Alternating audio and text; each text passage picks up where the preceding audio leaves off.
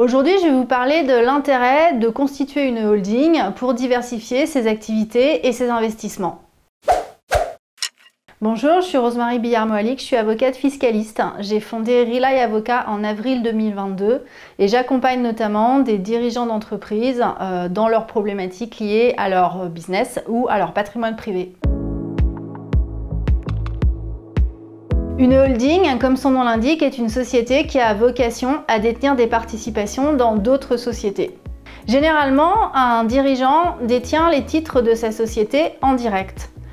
Si on a recours à une holding, on va interposer la holding entre le dirigeant et sa société opérationnelle. Là où on avait un schéma dirigeant qui détient sa société, on se retrouve avec un schéma dirigeant qui détient la holding, qui elle-même détient la société. Je voudrais attirer votre attention sur le fait que la holding n'est pas réservée aux entreprises du CAC 40 ou aux entreprises qui réalisent un certain bénéfice. Tout dirigeant associé de sa société opérationnelle peut recourir à un montage avec une holding à partir du moment où il a des bénéfices qu'il souhaite réinvestir. La holding, elle vous permet de diversifier vos activités et vos investissements.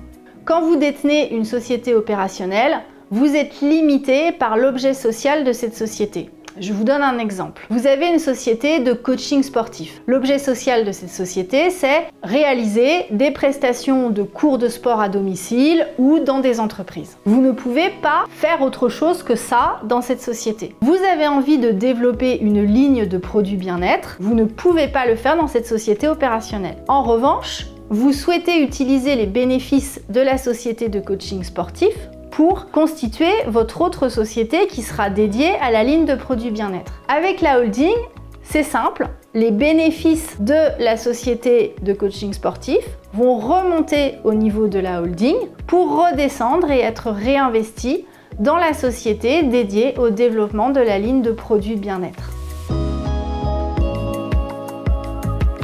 Il y a une limite que j'appellerais une fausse limite, c'est la crainte des associés de perdre la main sur leur société en interposant une holding.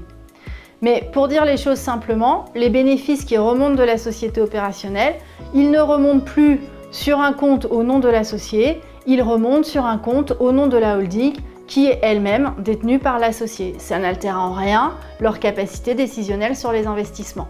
En revanche, la holding répond à une logique de moyen-long terme, une logique d'investissement. Si vous avez un besoin de cash, c'est-à-dire un besoin court terme, la holding ne vous sera d'aucune utilité.